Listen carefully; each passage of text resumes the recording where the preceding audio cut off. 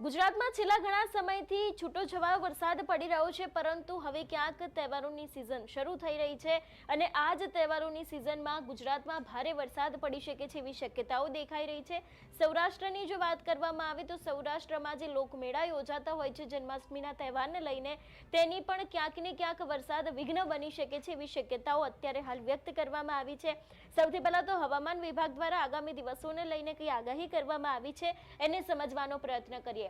આજના દિવસથી જો વાતની શરૂઆત કરવામાં આવે તો ખાસ કરીને આજે કચ્છ છે, દેવભૂમિ દ્વારકા, પોરબંદર, જૂનાગઢ, ગીર સોમનાથ, દીવ, અમરેલી, ભાવનગર, બોટાદ, રાજકોટ, જામનગર, સુરેન્દ્રનગર, મોરબી છે, તેની સાથે અમદાવાદ, આણંદ, ભરૂચ, સુરત, નવસારી, દમણ અને વલસાડ છે, ડાંગ, તાપી, નર્મદા, છોટાઉદેપુર, વડોદરા, પંચમહાલ, ખેડા, દાહોદ, મહીસાગર, અરવલ્લી, ગાંધીનગર, મહેસાણા, પાટણ અને બનાસકાંઠા, સાબરકાંઠા અહીં પણ ક્યાંક વરસાદ પડી શકે છે।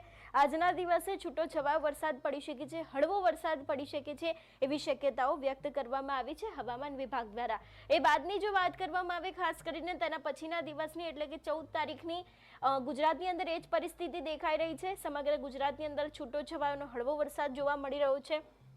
કચ્છ છે, દરિયાકાંઠાના વિસ્તારો, દેવભૂમિ દ્વારકાથી લઈને ગીર સોમનાથ, તેની સાથે અમરેલી, ભાવનગર, મધ્ય ગુજરાતમાં અમદાવાદ, સુરેન્દ્રનગર, મોરબીમાં પણ ક્યાંક વરસાદ પડી શકે છે। ઉત્તર ગુજરાતમાં વરસાદ દેખાઈ રહ્યો છે અને ખાસ કરીને જે દરિયાકાંઠાના નીચેના જિલ્લાઓ છે ત્યાં પણ વરસાદ પડી શકે છે એવી શક્યતાઓ અત્યારે હાલ હવામાન વિભાગ દ્વારા વ્યક્ત કરવામાં આવી છે।